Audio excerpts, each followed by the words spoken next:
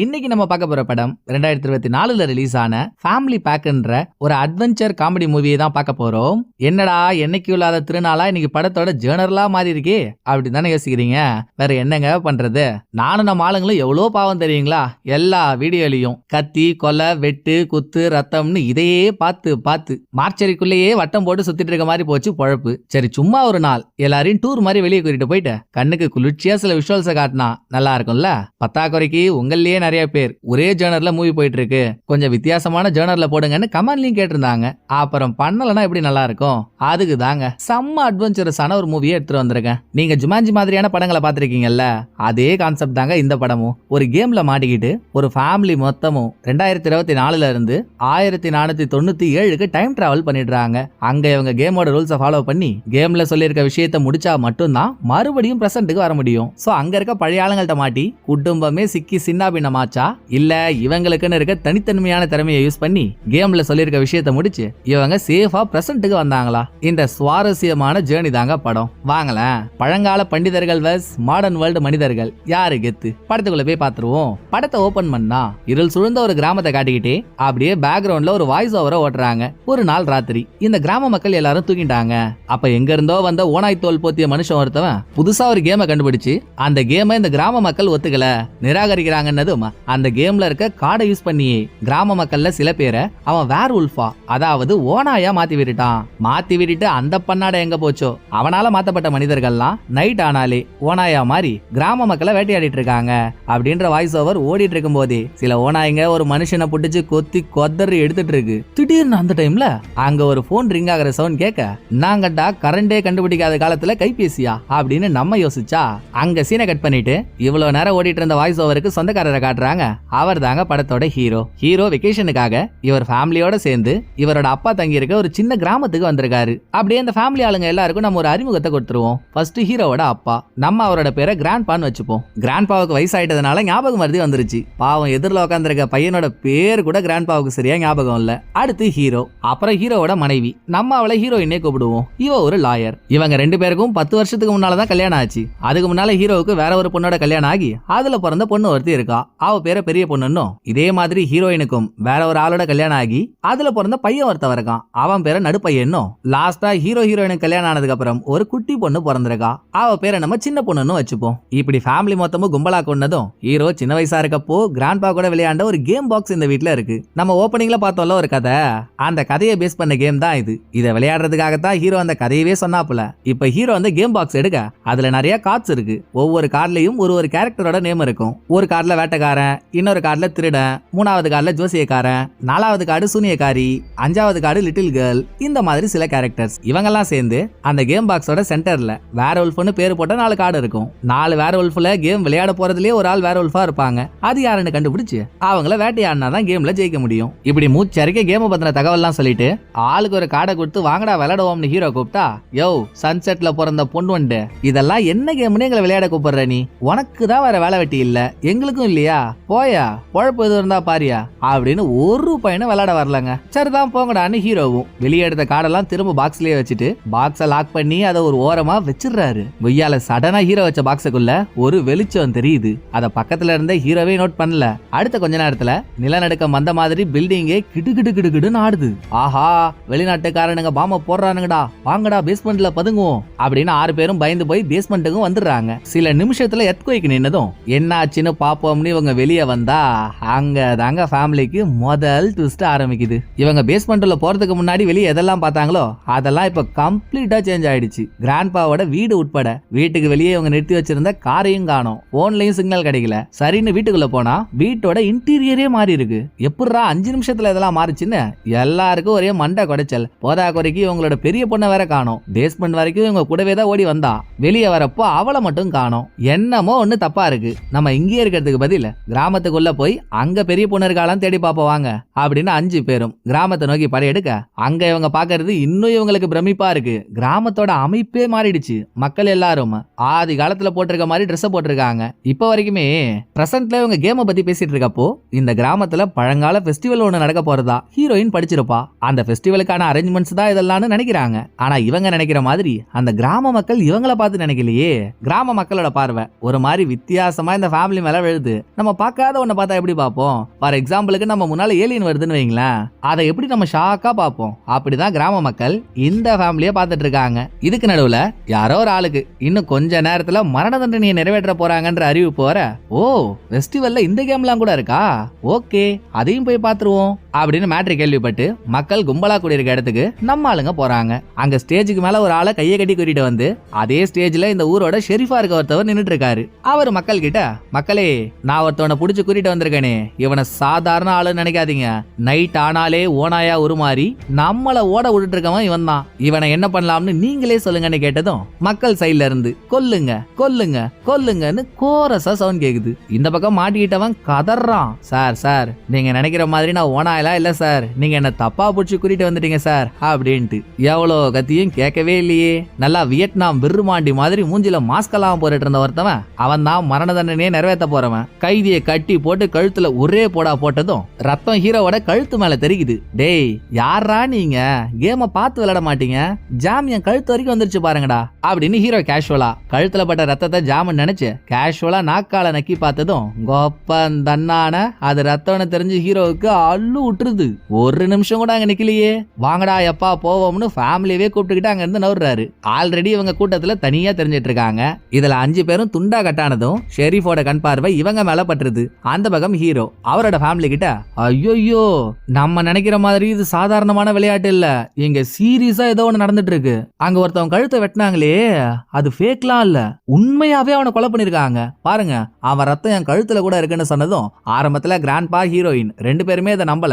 அப்புறம் அவங்களும் ஹீரோ மாதிரியே ரத்தத்தை எடுத்து நக்குனதுக்கு அப்புறம் தான், ஓ மை காட் அப்ப நீ சொல்றது உண்மைதானா அப்படின்னு அதிர்ச்சியில உறைஞ்சு போய் நின்னுட்டு இருக்கப்போ கூடவே இருந்த நடுப்பையன் சொல்றான், எனக்கு என்னமோ நடக்கிறதெல்லாம் வச்சு பார்த்தா அப்பா நீங்க ஒரு கேமை பத்தி சொன்னீங்கல்ல, நம்ம அந்த கேமுக்குள்ள வந்துட்டோம்னு நினைக்கிறோம்ப்பா அப்படின்ட்டு. உடனே கிராண்ட்பா, எனக்கு அப்பவே தெரியும்டா, உன் மூஞ்சியையும் முடியையும் பாக்குறப்பவே எனக்கு ஒரு சந்தேகம் இருந்துச்சு, நீ போதை கையின்னு போதைய போட்டு தானே இப்படி எல்லாம் உளறிட்டு இருக்க அப்படின்னு பஞ்சாயத்து பண்ணிட்டு இருக்கப்போ அங்க குதிரையில ஒரு மிலிட்டரி மேன் வராரு. அவர்கிட்ட இது என்ன வருஷம்னு கேட்டா அவன் 1497ன்னு சொல்றான். இதே டைம்ல ஹீரோயின் அவளோட மொபைல்ல அலாரம் ஒண்ணு வச்சிருக்கா. அலாரம் சவுண்ட் அடிக்க ஆரம்பிச்சதும் இந்த காலகட்டத்துல வாழறவனுக்கு மொபைல் போன்னா என்னன்னே தெரியாது இல்ல, சோ இவங்க ஏதோ ஒரு வித்தியாசமான ஆயுதத்தை எடுத்துட்டு வந்துட்டாங்கன்ட்டு அவன் இவங்களை அடிக்க வர அங்க தாத்தா காட்டினாரு பாருங்க மாச, அடிக்க வந்த ஆர்மி மேனுக்கு எதிரில நின்னு ஒரு குத்து விட்டதான் அவன் பறக்குறான். இங்க சீனை கட் பண்ணா எந்த வீட்ல இருந்து இவங்க வெளியே வந்தாங்களோ மறுபடியும் அதே வீட்டுக்கு போயிடுறாங்க. அங்க கிராண்ட்பா பேசுற எல்லாமே வினோதமா இருக்கு. இவருக்கு ஏற்கனவே வயசாயிடுச்சு, பழசெல்லாம் மறந்துட்டாருன்னு நம்ம சொல்லியிருந்தோம்ல. இப்ப என்னடான்னா ஹீரோவோட பேரு ஹீரோயினோட பேரு எத்தனையோ வருஷத்துக்கு முன்னால செத்து போன இவர் பொண்டாட்டியோட பேரு அவ ஆதார் கார்டு நம்பர் முத கொண்டு ஒப்பிக்கிறாருங்க. இந்த ஷாக் குறையறதுக்குள்ளேயே அடுத்த ட்விஸ்ட், திடீர்னு வீட்டுல இருந்த ஜாமான்லாம் யாரோ தள்ளி விட்ட மாதிரி தானா கீழே விழுது. ஃபேமிலி மொத்தமும் அரண்டு போயிருக்கப்போ யாரோ ஒரு மாவு மூட்டை எடுத்து டேபிள்ல கொட்டி அதுல நான் தான் எழுதுறாங்க. நான் தானா யாரா அது சொன்னாதான்டா தெரியும், சொல்லி தொலைங்கடான்னு ஹீரோ கேட்டதும் நான் தான் பெரிய பொண்ணுன்னு மாவு மேலேயே எழுதுறாங்க. ஒன்னும் சரியில்லையேன்னு பக்கத்துல வந்து நடுப்பையன் டேபிள்ல இருக்க மாவுலயே கொஞ்சம் தள்ளி எதிரில தூவி விட்டதும் அது அங்க நிக்கிற உருவத்து மேல பட்டு பெரிய பொண்ணு தெரியுறா. சோ அவ யாரு கண்ணுக்கும் தெரியாம இன்விசிபிளா இருந்திருக்கா. அதோட அவ பேசுறதும் கேட்கல, வாயை மட்டும் தான் அசைக்கிறா, பேச்சு சத்தமே வர மாட்டேங்குது. இங்க அடுத்த ட்விஸ்ட், அவ வாயால பேசி கேட்கல, அப்புறம் மனசுலயே நினைக்கிறா, கடவுளே கணபதி இந்த முன்னொரு கால முட்டாள்களுக்கு நான் தான் பெரிய பொண்ணுன்னு எப்படி ப்ரூவ் பண்றது அப்படின்னு அவ மனசுக்குள்ள நினைக்கிறது ஹீரோவுக்கு மட்டும் கரெக்டா கேக்குது. இவன் நினைக்கிறது மட்டும் இல்ல, பின்னால ஹீரோயின் ஒண்ணு நினைக்கிறா, அதுவும் ஹீரோவுக்கு கரெக்டா கேக்குது. பக்கத்துல கிராண்ட்பா ஒண்ணு நினைக்கிறாரு, அதுவும் ஹீரோவுக்கு கேக்குது. இத பத்தி ஹீரோ தெரியப்படுத்துறதுக்குள்ளேயே வெளியே யாரோ கதவை தட்டுறாங்க. போய் திறந்து பார்த்தா வந்திருக்கிறது ஷெரீஃப். பெரிய பொண்ணு இன்விசிபிளா இருக்கால, சோ அவளை விட்டுருவோம். மீதி 5 பேரையும் பிடிச்சு, யார் நீங்க, ஆளுக்கும் ஆடைக்கும் சம்பந்தமே இல்லாம இருக்கீங்க, இந்த வீட்டுல என்ன பண்றீங்க, ஏற்கனவே இந்த வீட்டுல ஒரு மந்திரவாதி இருந்தான்னு சொல்லி அவனை தூக்கி ஜெயில போட்டிருக்கோம், அதே வீட்டுல நீங்க இருக்கீங்கன்னா அப்ப நீங்க அவனோட சொந்தக்காரங்களா, நீங்களும் மந்திரவாதிங்க தானா அப்படின்னு ஷெரீஃப் மிரட்டினதும் என்ன சொல்றதுன்னு தெரியாம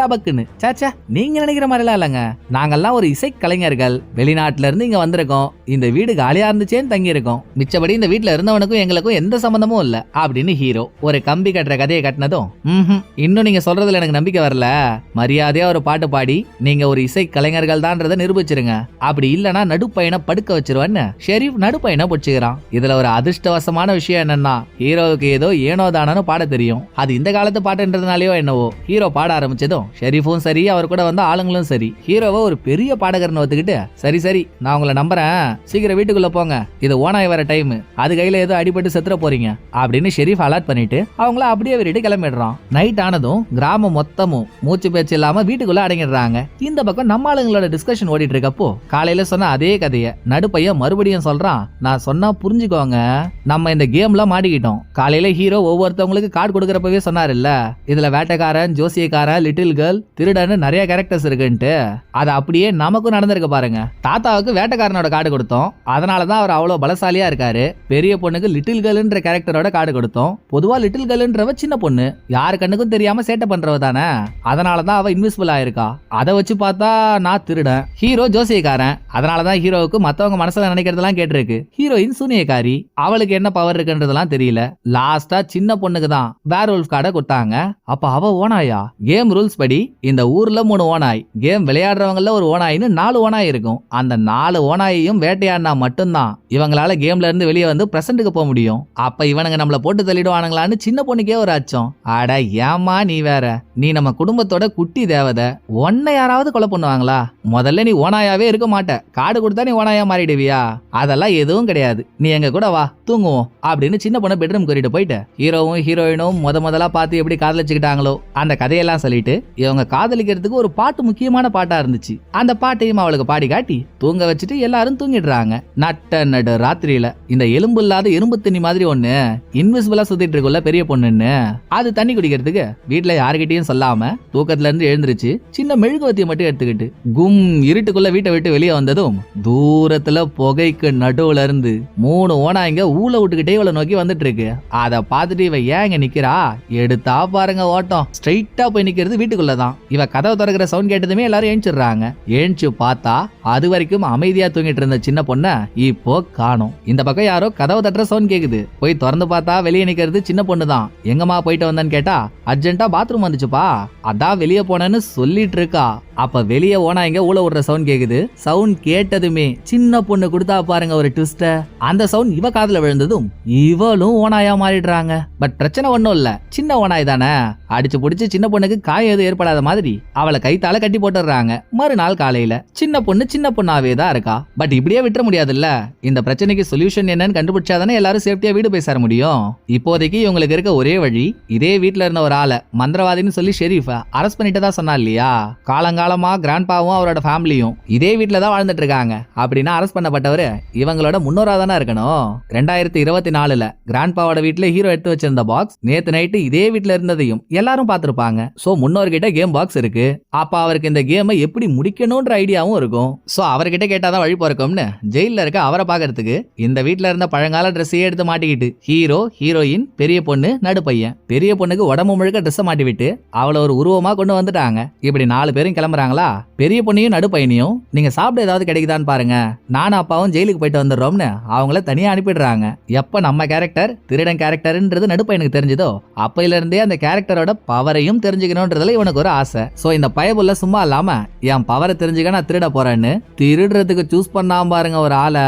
நல்லா தாடி வச்ச டைனோசரஸ் மாதிரி அம்மா பெருசுல ஒருத்தவன் இரும்பு கடை வச்சிருக்கான். அவன் அவனோட கையில போட்டிருந்த உட்டால செஞ்ச ஒரு பிரேஸ்லெட் கைட்டு கீழே வச்சதும் நான் அதைத்தான் திருட போறேன்னு போய் நடுப்பையன் மொட்டை கிட்ட மாட்டிக்கிறான். இருந்தும் பிரேஸ்லெட் தூக்கிட்டு நடுப்பையன் ஓடுறான். பின்னாலேயே மொட்டையும் வெறி புடிச்ச மாதிரி துரத்திக்கிட்டு ஓடுறான். இன்னொரு பக்கம் ஜெயிலுக்கு போறேன்னு சொல்லிட்டு ஹீரோ ஹீரோயின் போனாங்க இல்லையா, அங்க நிக்கிற காவலர்கள் கிட்ட உள்ள இருக்க ஆளை பாக்கணும்னு கேட்டோம். அவனுங்க சரியா ரெஸ்பான்ஸ் பண்ணல. அப்ப ஹீரோயின் லாயர்ன்றதுனால கொஞ்சம் தெனாவட்டா சில கேள்விகளை கேக்குறா. அந்த காலத்துல எவன் பொண்ணுங்களை பேச விட்டானுங்க, பொண்ணுங்களை அடக்கி ஆள்றதுதானே வழக்கமா இருந்துச்சு.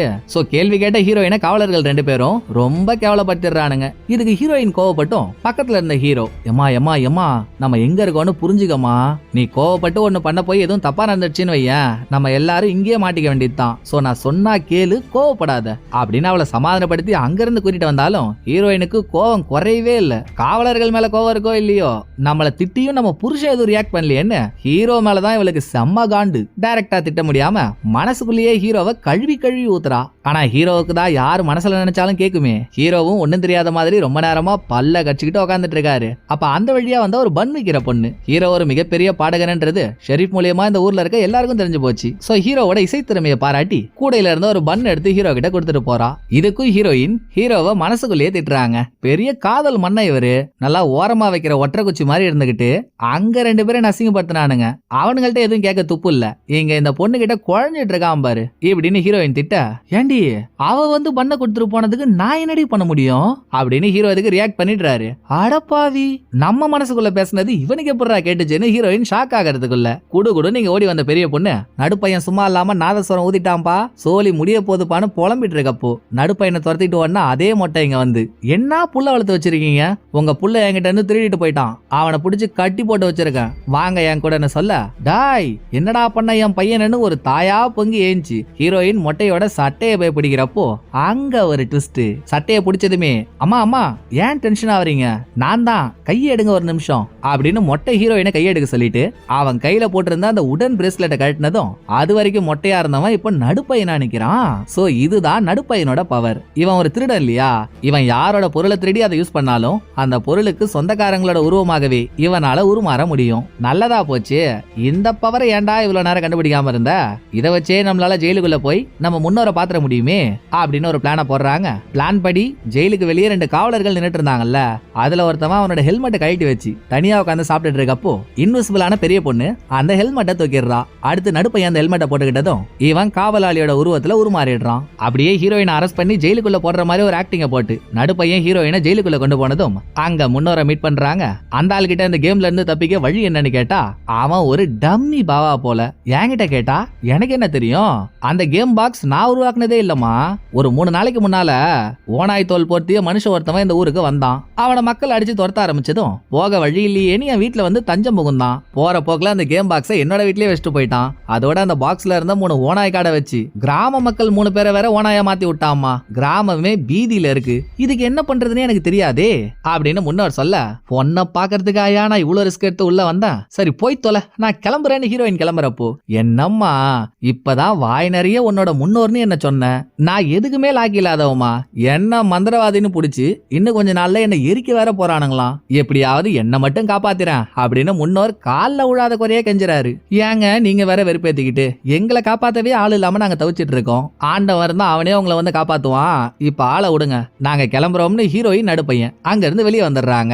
அடுத்து குடும்பம் மொத்தமும் வீட்டுல உட்காந்து டிஸ்கஷன் போட்டுட்டு இருக்கப்போ இவங்க ஃபேமிலியில இருக்க சின்ன பொண்ணையும் சேர்த்து இந்த ஊர்ல மொத்தம் 4 ஓனாய்ங்க இருக்கு. அதுக்குன்னு இவங்க சின்ன பொண்ணை வேட்டையாடணும்ன்ற அவசியமே இல்ல, ஏன்னா இப்ப இவங்கள்ட்ட இருக்க கேம் பாக்ஸ் இந்த வீட்ல இருந்து எடுத்த கேம் பாக்ஸ், அதுல ஓனாய் தோல் போத்திய மனுஷன் 3 ஓனாய் கார்டு எடுத்து இந்த கிராமத்துல இருக்க 3 பேரை ஓனாயா மாத்திட்டானா 4வது கார்டு இன்னும் பாக்ஸ்லயே தான் இருக்கு. சோ இவங்க மீதி 3 ஓனாயை கொலை பண்ணி அவங்களோட கார்டை வாங்கி அத பாக்ஸ்ல வச்சிட்டாலே போதும், கேம் முடிஞ்ச மாதிரி தான். இதை நம்ம எப்போ பண்ணி 1497ல இருந்து 2024க்கு போறது அப்படின்னு ஹீரோ பேசிட்டு இருக்கிறத வீட்டுக்கு வெளியே புதுசா வந்த ஆள் ஒருத்தவன் கேட்டுறான். அந்த இடத்துல இருந்து தாத்தா ஒரு பொருள் எடுத்து விட்டாரு பாருங்க அந்த புது ஆளோட மண்டையில, அவன் மயக்கமாக்கிடுறான். கண்ணை முழிச்சா நம்ம ஆளுங்க அவனை சேர்ல கட்டி போட்டு வச்சிருக்காங்க. அவனோட பேரு பியாரோ. இங்க இருந்து கொஞ்சம் தூரம் தள்ளி அவனோட வீடு இருக்கு. அவனும் இந்த வீட்டை சேர்ந்த முன்னோரும் ஃப்ரெண்ட்ஸ். ஆக்சுவலா பியாரோ இட்டாலிக்காரன், அங்க ஓவியெல்லாம் வரைஞ்சிட்டு இருந்தான். ஒரு கட்டத்துல அது போர் அடிச்சு போய் அப்புறம் இந்த ஊருக்கு வந்து சின்னதா ஒரு வீடு வாங்கி செட்டில் ஆனவன் இங்க இவனோட அறிவு திறமைக்கு ஏத்த மாதிரி சின்ன சின்ன கண்டுபிடிப்பெல்லாம் கண்டுபிடிச்சிட்டு இருக்கான். இதெல்லாம் பியாரோ ஓப்பனா அவன் வாயாலேயே சொல்றது, ஆனா புதுசா வந்த ஒருத்தவன் சொல்றத தப்புன்னு நம்பிட முடியாதுல்ல.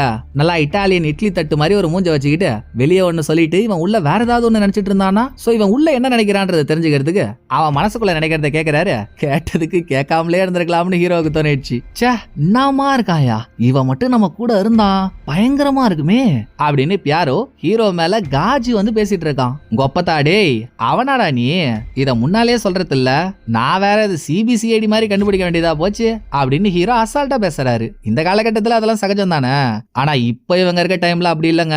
இந்த மாதிரி என்ன ஒருத்தவனுக்கு இருக்குன்னு தெரிஞ்சுட்டாலே அவனை கட்டி போட்டு வச்சு எரிச்சிடுவாங்க. சோ பியாரோவோட நிலைமை இவங்களுக்கு புரியுது. பியாரோவும் இவங்க என்ன பிரச்சனைல மாட்டிக்கிட்டாங்கன்னு புரிஞ்சுக்கிட்டு இவங்களுக்கு முடிஞ்ச அளவு ஹெல்ப் பண்றதா ஒத்துக்கிறான். அப்படி பியாரோ பண்ற முதல் உதவி, ஃபேமிலியில பெரிய பொண்ணு இன்விசிபிளா இருக்கா இல்லையா, அந்த பிரச்சனைய பியாரோ தான் கிரியேட்டர் ஆச்சு. இப்ப நம்ம ரொம்ப ஈஸியா யூஸ் பண்ணிட்டு இருக்க ரப்பரை பியாரோ அப்பதான் கண்டுபிடிச்சிருக்கான். ஒரு பெரிய குண்டானுக்குள்ள ரப்பரு கூழ் மாதிரி இருக்கு. பெரிய பொண்ணு அதுல இறங்கி வெளியே எழுந்து வந்தான்னு வைங்களேன், அவளுக்கு ரப்பர் உருவம் கிடைச்சிரும். அதை எப்ப வேணுமோ பிச்சு தூக்கி போட்டுக்கலாம். பெரிய பொண்ணு அந்த குழுக்குள்ள குதிக்கிறா. வெளியே வந்ததும் அவளுக்கு ஒரு உருவம் கிடைச்சிருச்சு. அதுல லைட்டா பட்டிட்டிங்கிறீங்களாம் பார்த்து கண்ணு மூக்கு காதெல்லாம் வச்சு ஒரு பெர்ஃபெக்டான பெரிய பொண்ணை பியாரோ உருவாக்கிடுறான். பரவாயில்லையே, ஆள் பார்க்க பாலைவன பஃபன் குரங்கு மாதிரி இருந்தாலும் உனக்குள்ள இப்படி ஒரு மூலையா, மிக்க நன்றி அப்படின்னு பியாரோவுக்கு ஒரு நன்றியை போட்டுட்டு மறுநாள் குடும்பம் மொத்தமும் மார்க்கெட் ரோட்ல நடந்து வந்துட்டு இருக்கப்போ எப்படி இதுக்கு முன்னால ஒரு ஆளை பிடிச்சி அவன் தான் ஓனாயின்னு சொல்லி மக்கள் முன்னால பலி கொடுத்தாங்க, அதே மாதிரி இப்ப வேற ஒரு பொண்ணை பிடிச்சி கூட்டிட்டு வந்து அவளை ஓனாயின்னு சொல்லி மக்கள் முன்னால பலி கொடுக்க போறாங்களாம். இந்த ஷரீப் 1ஆம் நம்பர் மஞ்சமா மக்கானா இருப்பான் போல. இதுக்கு முன்னால கிட்டத்தட்ட பல பலிகளை கொடுத்திருக்காங்க. ஆனா அவன் சாவடிச்ச ஒரு ஆள் கூட ஓனாய் கிடையாது. எப்ப பாரு தப்பு தப்பா யாரையாவது புடிச்சு கூட்டிட்டு வந்து கொண்டுறது. இவனுக்கு நைட் டைம்ல யாரும் வெளியே சுத்திடக்கூடாது. சுத்திட்டா அவங்க தான் ஓனாய். இப்ப கூட்டிட்டு வந்திருக்க பொண்ணோட கதையும் என்னன்னு தெரியல. அவன் தான் அப்படின்னா மக்கள் அதுக்கு மேல அடிமுட்டாளா இருக்காங்க. அவன் யாரையோ கூட்டிட்டு வந்து இவங்க தான் ஓனாய், இவங்களை கொன்னுலாமான்னு கேட்டா கொல்லுங்க கொல்லுங்க கொல்லுங்கன்னு கோர சவுண்ட் மட்டும் கரெக்டா வந்துருது. சேம் சவுண்ட் வருது. நம்ம விரும்பாண்டி இருக்காப்லயே கோடாரி எடுத்து அந்த பொண்ணை வெட்ட போறப்போ கோடாரியில இரும்பு மட்டும் தனியா பிச்சுக்கிட்டு ஓடுது. அதுவும் எத்தனை கொலை தான் பண்ணோம், ஊர் மழுங்கி போகுமா போகாதா?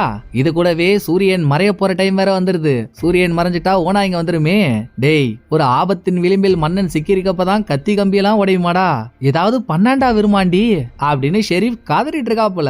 அதுக்குள்ள சூரியன் மறைஞ்சிருது. வக்காலி இப்பதாங்க ஷெரீப் கரெக்டான ஆளை கண்டுபிடிச்சு கூட்டிட்டு வந்திருக்கான். பலி கொடுக்கறதுக்காக கூட்டிட்டு வந்த பொண்ணு ஒரு ஓனாய். சூரியன் மறைஞ்சதும் அவ ஓனா ரூபாய் எடுத்து கூட்டத்தையே ஓட உர்றா. இத பார்த்த கிராண்ட்பா யாம இருக்க பைமேன், ஓனாய ஒழிச்சு கட்டிடுறேன் அப்படின்னு அதுகிட்ட போறதுக்குள்ள ஷெரீப் தூரத்துல இருந்து ஓனாய் மேல அம்ப உர்றான். ஓனாய் செத்து ஓனாய் ரூபத்துல இருந்த பொண்ணாகவே மாறிடுறா. பிளஸ் அவளோட கையில கேம் பாக்ஸ்ல இருக்க wolf கேரக்டரோட கார்டும் இருக்கு. அதான் கிராண்ட்பாவை கிட்ட போயிட்டாரு இல்ல, இவங்களுக்கு தேவை கார்டு தான். நேக்கா கார்டு எடுத்துக்கிட்டு எஸ் ஆக போறப்போ இந்த ஊர்ல இருக்க 3 ஓனாயில ஒரு ஓனாய் செத்து போச்சு. மீதி 2 ஓனாய் இருக்குமே, அதுங்க தூரத்துல இருந்து ஊழையிட அந்த சவுண்ட் சின்ன பொண்ணோட காதல விழுந்ததும் இவளுக்குள்ள இருக்க குட்டி ஓனாய் எட்டி பார்த்து கூட்டத்துல கலவரம் பண்ணுது. கொஞ்சம் விட்டா ஓனாய் ரூபத்துல இருக்க சின்ன பொண்ண ஷெரீஃப் செதைச்சிருவான். சோ அதுக்கு முன்னால கிராண்ட்பா கூட்டத்துல ஓடிட்டு இருந்த சின்ன பொண்ணுக்கு முன்னால சாக்க விரிச்சு அதுல அவளை பிடிச்சு யாரு கண்ணிலையும் படாம சாக்க தூக்கிட்டு கிளம்பிடுறாரு. இன்னொரு பக்கம் மீதி 4 பேர்ல பெரிய பொண்ண காணோம். சரி, நான் அவளை தேடிட்டு வந்துடுறேன், நீங்க வீட்டுக்கு போங்கன்னு ஹீரோயினையும் நடுப்பயனையும் அனுப்பின ஹீரோ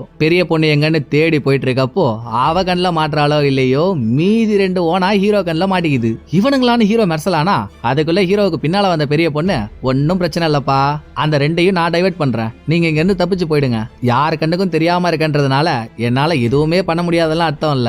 இப்போ பாருங்க என் கலக்கல் கைவரிசைய அப்படின்னு போட்டிருந்த ரப்பர் உருவத்தை எடுத்து மீண்டும் இன்விசிபிள் ஆனவ ஓநாய்களுக்கு முன்னால போயிட்டு பக்கத்துல இருக்க பொருளெல்லாம் தள்ளிவிட்டு அதை டைவர்ட் பண்றா. எப்படியோ ஹீரோ தப்பிச்சிடுறாரு. அதோட அங்க சுத்திட்டு இருந்த 2 ஓனாயில ஒரு ஓனாய் ஒரு டிராப்ல மாட்டிக்குது. இங்க தாங்க நம்ம எதிர்பாராத ஒரு ட்விஸ்ட். ஓனாய் மாட்டிக்கிட்டதும் யார் என்னன்னே தெரியல, மூஞ்சே தெரியாத மாதிரி உடம்பு முழுக்க ட்ரெஸ்ஸால கவர் பண்ணிருக்காங்க.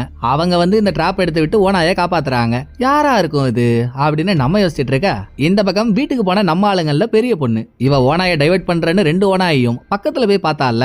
இப்ப இவங்க வீட்டுல ஓனாய் ரூபத்துல படுத்துட்டு இருக்க சின்ன பொண்ணோட மூஞ்ச பாக்குறப்போ அவ மனுஷ ரூபத்துல எப்படி இருப்பாளோ ஓனாய் ரூபத்திலயும் கிட்டத்தட்ட அதே மாதிரிதான் இருக்கா. அப்படி பெரிய பொண்ணு அந்த 2 ஓனாயை பார்த்ததுல ஒரு ஓனாய்க்கு கையில முடியெல்லாம் நரைச்சிருக்கு. அதுவும் அது ஒரு பொண்ணு அப்படின்னா அது ஒரு வயசான பெண் ஓனாய். 2வது தொப்ப விழுந்து காலை தாங்கி தாங்கி நடக்கிற ஒரு ஆம்பளை ஓனாய். சோ கிராமத்துல இருக்க மக்கள்ல யார் இந்த 2 கேரக்டர்ல இருக்காங்களோ அவங்க தான் அந்த 2 ஓனாயா இருக்கணும். அதை கண்டுபிடிக்கிறதுக்கு மறுநாள் தனித்தனியா பிரிஞ்ச நம்ம ஆளுங்க யார் யார் மேலாம் சந்தேகம் வருதோ அவங்கள ஃபாலோ பண்ணி அவங்க ஓனாயா இருப்பாங்களா இருக்க மாட்டாங்களான்னு தேடிட்டு இருக்காங்க. கிராண்ட்பா கூடவே சின்ன பொண்ணு இருக்கா. இவ ஒரு ஓனாயின்றதுனால இன்னொரு ஓனாயோட ஸ்மெல்ல இவளால உணர முடியும்ல.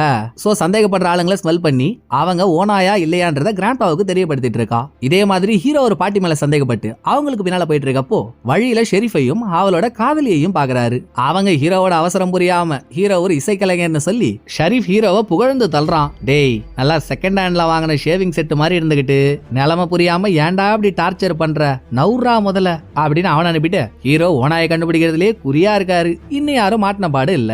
இந்த பக்கம் சின்ன பொண்ணோட சேர்ந்து ஒரு ஓனாயை தேடிட்டு இருக்காரு இல்லையா கிராண்ட்பா, அதுல அந்த தொப்ப வச்ச காலை தாங்கி தாங்கி நடக்கிற ஆம்பளை ஓனாயோட ஸ்மெல்ல சின்ன பொண்ணு கண்டுபிடிச்சிடுறா. நீ இப்படியே வீட்டுக்கு போமா, நான் அப்படியே போய் அவனை அடிச்சு அந்த கார்டு எடுத்துட்டு வந்துடுறேன் அப்படின்னு அந்த ஓனாய்க்கு பின்னால கிராண்ட்பா போயிடுறாரு. அதோட அந்த பக்கம் ஒரு வயசான பாட்டி மேல சந்தேகப்பட்ட ஹீரோயின் அவங்கள்ட்ட போய் நீதான ஓனாய், நான் உன் ஷர்ட்ல ரத்த கரையெல்லாம் பார்த்தேன் அப்படின்னு விசாரிக்கிறப்போ ஓ நீங்க அந்த ரத்தத்தை பார்த்தா அப்படி நினைச்சுக்கிட்டீங்களா, அது என்னோட ரத்தம் தாங்க, என் புருஷன் அடிச்சிட்டாரு, அதுல ஏற்பட்ட காயத்தினால அந்த ரத்தம் தான் அது அப்படின்னு பாட்டி ரொம்ப அசால்ட்டா பேச ஹீரோயினுக்கு ஒரு ஆம்பளை ஒரு பொண்ணு அடிச்சா சுத்தமா பிடிக்கவே பிடிக்காது. இவளோட முதல் புருஷனை டிவோர்ஸ் பண்ணதுக்கு காரணமே அவன் அடிச்சு இவளை டார்ச்சர் பண்றான்ட்டு தான். இதே நிலைமை இன்னொரு பொண்ணுக்கு வருதுன்னா ஹீரோயின் சும்மா இருப்பாளா?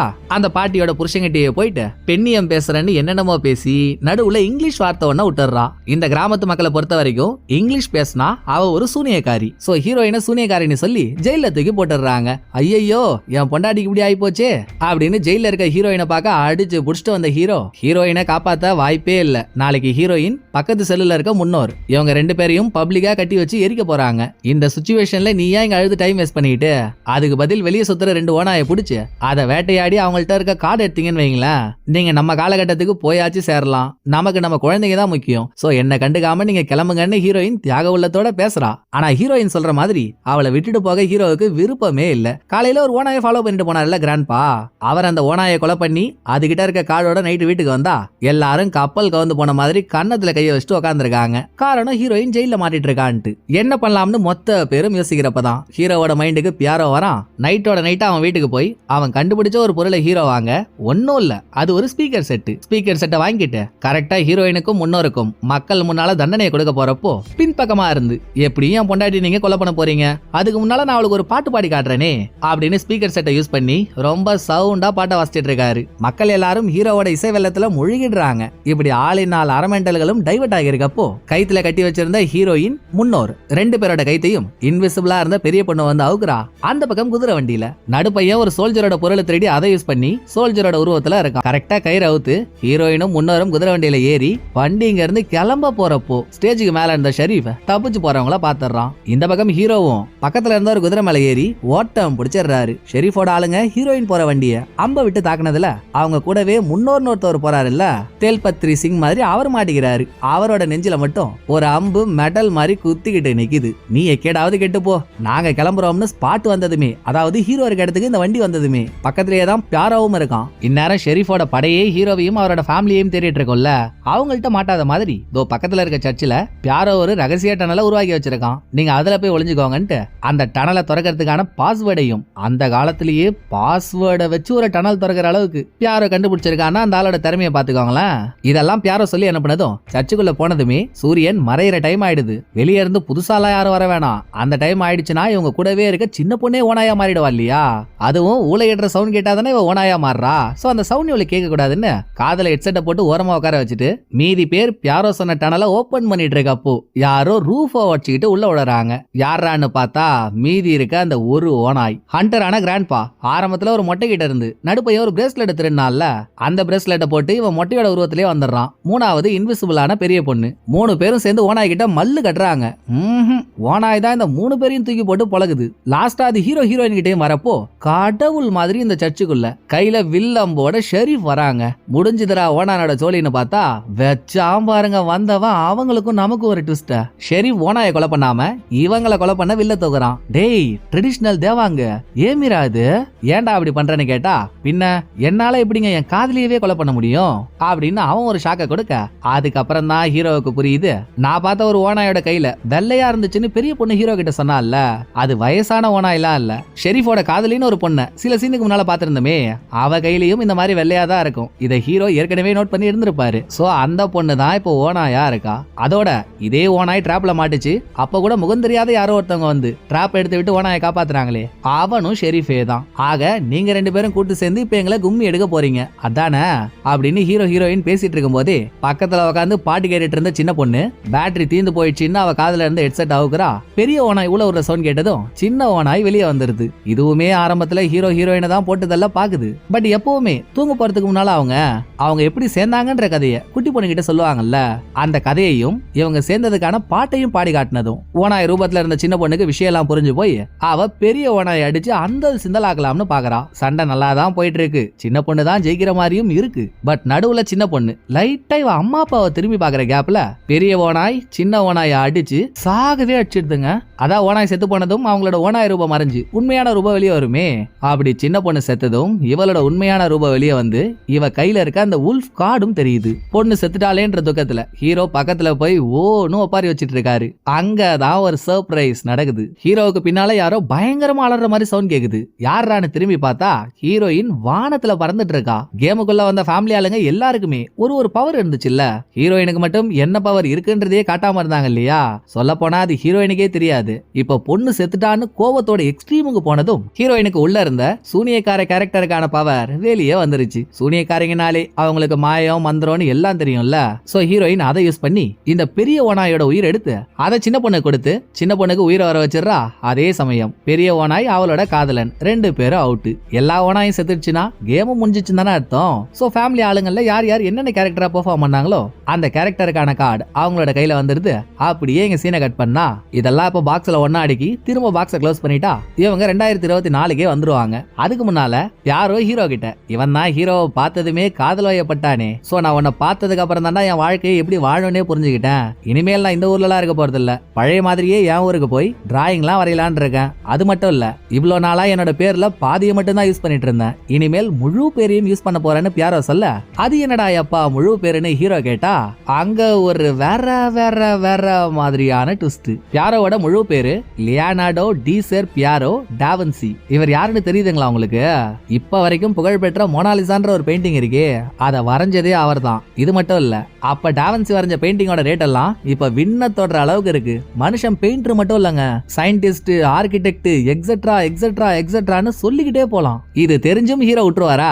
முன்னோர தனியா கூட்டிட்டு போயிட்டு, இங்க பாரு, அவன் இன்னையில இருந்து எந்த பெயிண்டிங் வரைஞ்சாலும் சரி, அதை காசு கொடுத்து நீ வாங்கி வச்சுக்கிற, அதை நீ விற்கவே கூடாது, ஒவ்வொரு சந்ததிகளுக்காக அதை கொடுத்துக்கிட்டே வர, புரியுதா அப்படின்னு பட்டும் படாம தொட்டும் தொடாம முன்னோருக்கு ஒரு அட்வைஸ போட்டுட்டு, அப்புறம் கேம் பாக்ஸ்ல எல்லா கார்டும் எந்தெந்த இடத்துல இருக்கணுமோ அதெல்லாம் வச்சு கேம் பாக்ஸ மூடுறாங்க. கண்ணை மூடி திறந்தா ஃபேமிலி மொத்தமும் 2024க்கு வந்துருது. கிராண்ட்பா திரும்ப பழைய மாதிரியே பழசெல்லாம் மறக்க ஆரம்பிச்சிடுறாரு. கூடவே இவர் கேம்ல இருக்கப்போ ஹீரோவுக்காக ஒரு லெட்டர் எழுதிருப்பாரு போல, அதை இப்ப ஹீரோ கிட்ட கொடுத்துட்டு அவர் வீட்டுக்குள்ள நடந்து போக, ஹீரோ அந்த லெட்டரை பிரிச்சா, என் செல்ல மகனே, நான் அந்த கேமுக்குள்ள இருக்கப்போ எனக்கு என் வாழ்க்கையில நடந்த பழைய விஷயங்கள் நிறைய ஞாபகம் வந்துச்சுடா. என்ன இருந்தாலும் பழச ஆசை போடுறது ஒரு தனி சுகம் இல்ல. எப்படியோ நான் வேற பயந்துகிட்டே இருந்தேன், என் வாழ்க்கை முழுக்க என்னோட பழைய அனுபவங்கள்லாம் உங்ககிட்ட பகிர்ந்துக்கவே முடியாதோன்ட்டு. ஆண்டவனா பார்த்து எனக்கு ஒரு வாய்ப்பு ஏற்படுத்தி கொடுத்துட்டான். நான் உங்ககிட்ட சொல்ல நினைக்கிற எல்லா விஷயத்தையும் இந்த லெட்டர்ல எழுதியிருக்கேன். என்னைக்காவது ஒரு நாள் எனக்கு இந்த லெட்டரை நீ படிச்சு காட்டுவன்னு நம்புறேன் அப்படின்னு அவர் எழுதிருக்கிறத பார்த்து அப்பா பாசத்துல ஹீரோ பூரிச்சு போக, அப்படியே கடைசி சீன்ல ஹீரோவோட ஃபேமிலி சார்பா இவங்க கவர்மெண்ட்டுக்கு ஒரு பெயிண்டிங்கை டொனேட் பண்ணிருக்காங்க. என்ன காரணத்தினாலேயோ ஹீரோ வெச்ச கண்ணு வாங்காம அந்த டிராயிங்கே பார்த்துட்டு இருக்காரு. வைடான்னு நம்மளும் அந்த டிராயிங்கை பார்த்தா ஆக்சுவலா அது மோனாலிசா டிராயிங். பட் இப்போ நம்ம பாக்குறோம்ல, அந்த டிராயிங் அந்த மாதிரி இல்ல. டிராயிங் வரைஞ்ச டா வின்சி பாஸ்ட்ல ஹீரோவை பார்த்து ஹீரோ மேல காதல் வயப்பட்டதும், டிராயிங்ல மோனாலிசாவோட மூஞ்சி இருக்க வேண்டிய இடத்துல அவர் ஹீரோவோட மூஞ்ச வரைஞ்சு அதையே ஒரு டிராயிங்கா ரெடி பண்ணிருக்காருங்க. அடா என்ன ஒரு காதல்ல அப்படின்னு நம்ம மெய் சிலிர்த்து போயிருக்கும் போதே படத்தோட கதை முடியுது. இந்த படம் உங்களுக்கு பிடிச்சிருக்குன்னு நம்புறேன். அடுத்த ஒரு நல்ல படத்துல வந்து நான் உங்களை மீட் பண்றேன். இந்த வீடியோ உங்களுக்கு பிடிச்சிருந்தா லைக் பண்ணிடுங்க, எப்படி பண்ணிருக்கன்றத மறக்காம கமெண்ட்ல சொல்லிடுங்க. தேங்க்யூ, டடா பாய்.